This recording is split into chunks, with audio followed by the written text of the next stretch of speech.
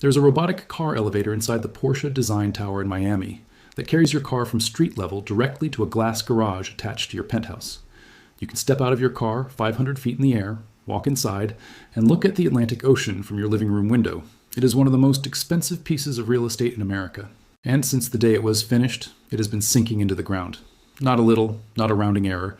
Not the normal settlement engineers planned for, 4 inches in 7 years, with no sign of stopping. And it is not alone. A peer-reviewed study published in December 2024 in one of the most respected scientific journals on Earth has confirmed what satellite data has been measuring for years. 35 luxury towers along Miami's barrier islands are sinking. Together, they house tens of thousands of residents and tourists. Together, their penthouses sell for up to $15 million. Together, they sit on a narrow strip of limestone and sand that has never, not once in all of human history, been solid enough to hold what has been built on top of it. So how does the most expensive stretch of coastline in America end up sinking beneath the people who paid the most to live on it? But first, let's go back to when this strip of barrier island was supposed to be perfect. This is Sunny Isles Beach, a narrow barrier island too, 5 miles long on the Atlantic coast of Miami-Dade County, tucked between Bal Harbour to the south and Aventura to the north. 2 decades ago, it was a quiet beach community with mid-rise hotels and affordable oceanfront rentals, the kind of Florida that regular people could actually visit. Then the developers arrived. Starting in the early 2000s and accelerating through the 2010s, Sunny Isles Beach transformed faster than almost any strip of real estate in American history. The mid-rise hotels came down. What replaced them were towers with names that read like a luxury goods catalog. Trump Tower, Trump International Beach Resort, then Trump Tower 3, then the Ritz-Carlton Residences, then the Porsche Design Tower, the first residence in the world branded by an automaker with that car elevator, then Armani Casa, designed by Cesar Pelli, then the 818-foot Aston Martin Residences down the coast. Now Bentley Residences, under construction with a different car elevator and units starting at $5, $8 million. Mercedes-Benz, Pagani. The brands keep coming. Today, Sunny Isles Beach ranks as the 14th most concentrated skyline in the United States for buildings exceeding 150 meters, 14th in the entire country. A 5-mile barrier island. 14th. The Porsche Design Tower alone has 132 residences across 57 floors. Units currently list between $3, $7 million, and $14. 6 million residents have included Lionel Messi, Thalia, and Maluma.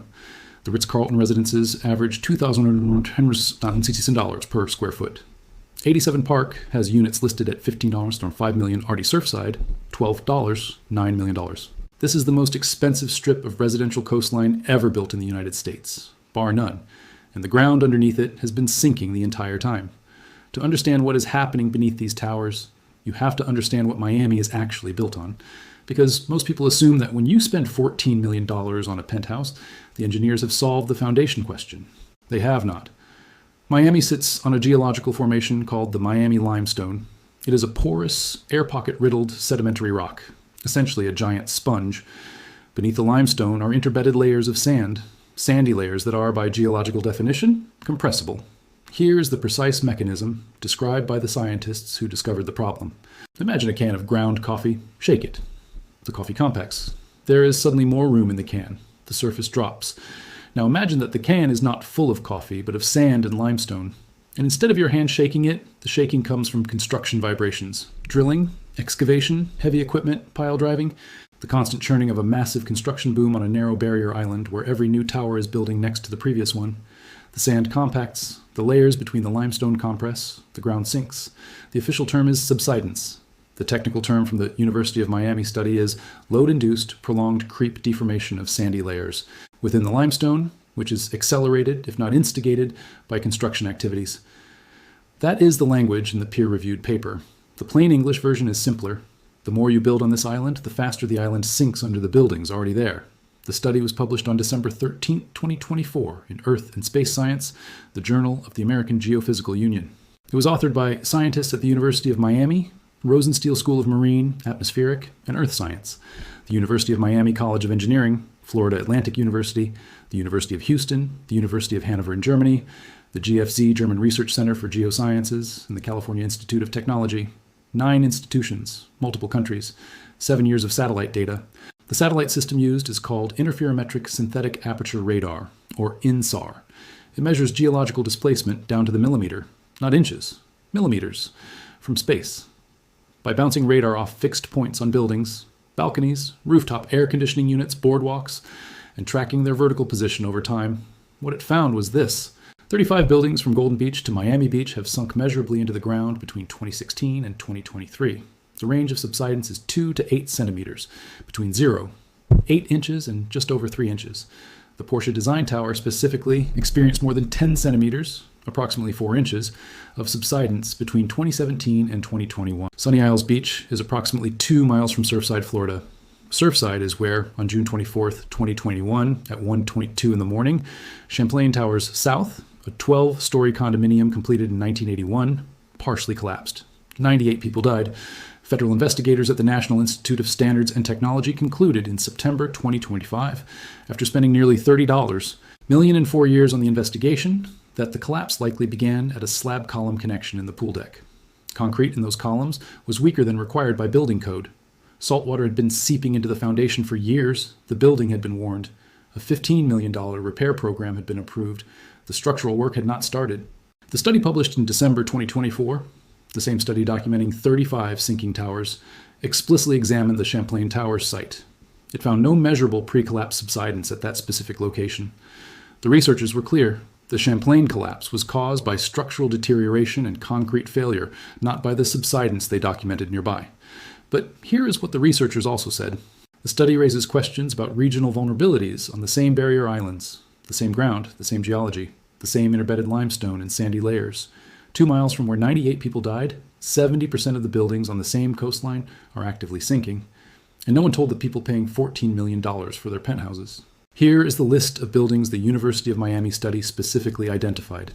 The Porsche Design Tower, the Ritz-Carlton Residences, Trump Tower 3rd, Trump International Beach Resort, the Faena Hotel, Surf Club Towers, 87 Park, Arta Surfside, Atelier Condo in Miami Beach. Some of these buildings have more than 300 units. Some have rooftop penthouses that traded for 8 figures. Together, they accommodate tens of thousands of residents and tourists on any given day. The study did not find evidence of imminent collapse in any of them. That needs to be said clearly and completely. What the study found was something different, something that the scientists themselves call potentially more complicated to manage than a single dramatic failure. Differential subsidence. Here's what that means. If a building sinks evenly, all 4 corners going down at the same rate, the structure moves as a unit. Engineers understand that. They design for it. The building settles. It is lower than it used to be. It is still structurally sound. But if one corner sinks faster than another, the building is no longer behaving as a unit. It is being bent. Stress concentrates at the points where the settlement is uneven. Cracks form in the foundation. Utility lines break. Windows and doors stop working. Load paths inside the structure shift in ways that no engineer designed for. That is what the scientists are watching for. That is what differential subsidence means. And they do not yet know which buildings have it, or how badly. The Porsche Design Tower's signature feature is what its creators call the Deservator. It is a robotic car elevator that carries your vehicle from the ground floor garage to a glass-enclosed private space directly adjacent to your living room. 60 stories up. You step out of your car inside your home. Your car is part of your interior design. The tower has 132 residences across 57 floors. Each includes a 15-foot private pool terrace. Among the residents and celebrity owners who have been associated with the building, Lionel Messi, one of the greatest soccer players in human history, who reportedly owns a unit there. The Deservator carries a vehicle that weighs anywhere from 3,000 to 7,000 pounds, multiplied by 132 residences, inside a building that has already sunk 4 inches in 7 years. The study's own lead researcher noted that the car elevator system adds considerable concentrated weight to the structure, and that no determination has been made about the relationship between unit-by-unit weight concentration and subsidence rate. Here is what that statement does not explain. That determination has not been made because no one required it to be made before the building was sold, occupied, and filled with cars belonging to billionaires. The study identified a specific trigger that accelerates the sinking. Construction. The University of Miami researchers identified a direct spatio-temporal correlation, meaning a connection in both time and location, between the construction of new buildings on the barrier island and the subsidence of existing ones nearby. Here's how it works. When you drill a foundation into limestone mixed with sandy layers, the drilling itself compresses the sand. The vibration from construction equipment radiates outward through the geological layers, compressing sand grains in a radius that extends well beyond the construction site itself. The pumping of groundwater out of construction excavations removes a stabilizing force from the surrounding soil, causing additional compaction. The more buildings go up on this narrow island, the more the existing buildings sink. And in northern and central Sunny Isles Beach, where 23% of all coastal structures were built in the last decade alone, nearly 70% of buildings are experiencing active subsidence. The construction boom is accelerating its own foundation problem. Khaled Saban, a geotechnical engineering professor at Florida Atlantic University and a contributor to the study, put it plainly. The subsidence is probably a combination of several mechanisms, and these findings raise important questions that need further investigation. Here is what that statement does not explain. The buildings were sold, the units are occupied, the mortgages are signed, the price tags have already been paid, the investigation the study calls for, the thorough on-site inspection that multiple experts told the Miami Herald was now necessary, had not been mandated by any regulatory body in Florida as of the study's publication. And then the story gets worse, because what you might expect, given this study, given those findings, given the context of Surfside 3 miles down the coast, what you might expect is that the construction boom on these barrier islands would slow down. It has not. It has accelerated. The Bentley Residences Tower is under active construction on the 48-story 5-park skyscraper in Miami Beach, the tallest in that city. It was recently completed. Kengo Kuma and Associates is working on an 18-story Aman residential tower in Miami Beach. On mainland Miami, which was not covered by the sinking study, super tall projects are being designed by Foster Plus partners and other firms. The same narrow barrier island, the same limestone and sandy layers, the same compressive geology, more buildings, heavier, taller, more car elevators. The University of Miami study concluded with a sentence that should be on the disclosure document of every unit being sold on this coastline right now.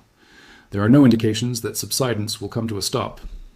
There is a second mechanism working against these buildings, and it is one that makes the sinking problem harder to solve, not easier.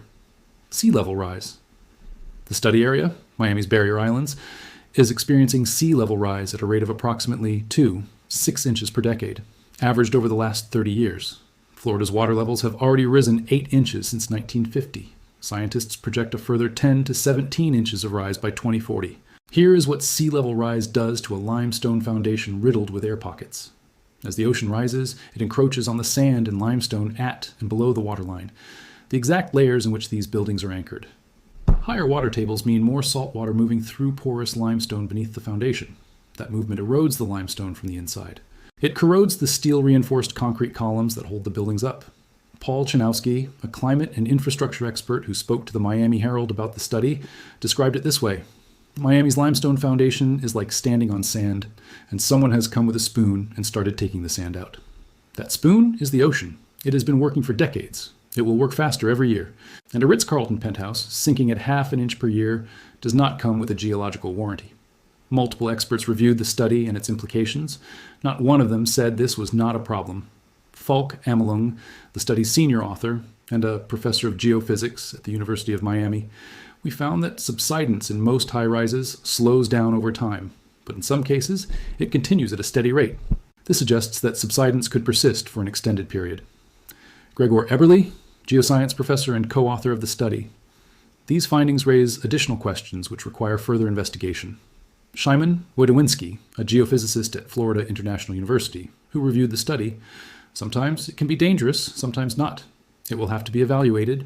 Hari Krishna Gangarao, a structural engineer who spoke to the Herald, pointed to the long-term risk of salt water corroding the concrete pillars on which the high-rises stand. He noted, though, that there may be a way to salvage these buildings if the foundation degradation can be caught early enough. The words may, could, requires further investigation, and will have to be evaluated, appear in every expert comment about every building on that list. Here's what that means in plain language. The scientists who found the problem do not know how bad it gets. The experts who reviewed the findings cannot tell you whether your specific building is approaching a dangerous threshold. The engineers who might be able to evaluate it have not been required to do so. The buildings are sinking. The rate, in some cases, is not slowing. The study was published 5 months ago. No mandatory inspection program has been announced. The penthouses are still for sale. Here is the number that frames everything else. Sunny Isles Beach is 5 miles long. That is the entire island. 2.5 miles of barrier island between the Atlantic Ocean and the intracoastal waterway. On that 5-mile strip, humans have built a skyline that ranks 14th in the entire United States for buildings over 150 meters. The island is not growing. The ocean on both sides is rising. The towers are getting heavier and taller. The sand beneath them is compressing faster with every additional foundation that is drilled. And the study found that the subsidence is not uniform. Different buildings on the same island are sinking at different rates. Different parts of the same building may be sinking at different rates. There's a technical term for what happens when a long, narrow piece of land settles unevenly under uneven loads. Engineers call it differential settlement. The Millennium Tower in San Francisco, from a previous episode of this channel, sank 18 inches and tilted 26 inches because different parts of its foundation were moving at different rates. The repairs cost $100 million and corrected the tilt by 1 inch. That was one building. Sunny Isles Beach is an entire island with 35 buildings already confirmed sinking, with new ones under construction right now. The towers on this island are not investment vehicles sitting empty. They are home to 10. The University of Miami study noted that preliminary data suggests buildings along the coasts of Broward County and Palm Beach County, further north in Florida, are also showing signs of sinking. The study did not cover mainland Miami, Brickell, or downtown. Those areas were outside the dataset. A similar study published the previous year found that Manhattan is sinking under the weight of its skyscrapers. The same geology, barrier islands, coastal sand, porous limestone, underlies development projects on every coastline in the world. Parts of Jakarta have sunk so dramatically that Indonesia moved its capital. Portions of Miami Beach already experience sunny day flooding from king tides with no storm at all. New Orleans, Houston, Bangkok, and Shanghai all face analogous subsidence problems driven by the same combination of heavy construction, groundwater depletion, and compressible soil. What is happening on Sunny Isles Beach is not a local story about a niche luxury real estate market. It is the clearest, most precisely documented example, measured by satellites, analyzed by 9 institutions on 2 continents, published in a peer-reviewed journal, of what happens when you build the heaviest buildings ever constructed on one of the most geologically unstable strips of land on the planet, and then keep building. Both things are true about what is happening on Miami's barrier islands. The Porsche Design Tower is a genuine engineering achievement. The Deservator is a real innovation. The Armani Casa Tower is a real architectural statement. The Ritz-Carlton Residences, the Faina Hotel, the Surf Club Towers, these are buildings of genuine quality, designed by serious architects, engineered by serious firms, built to code, inspected on schedule. No one died. No building has collapsed. No emergency has been declared.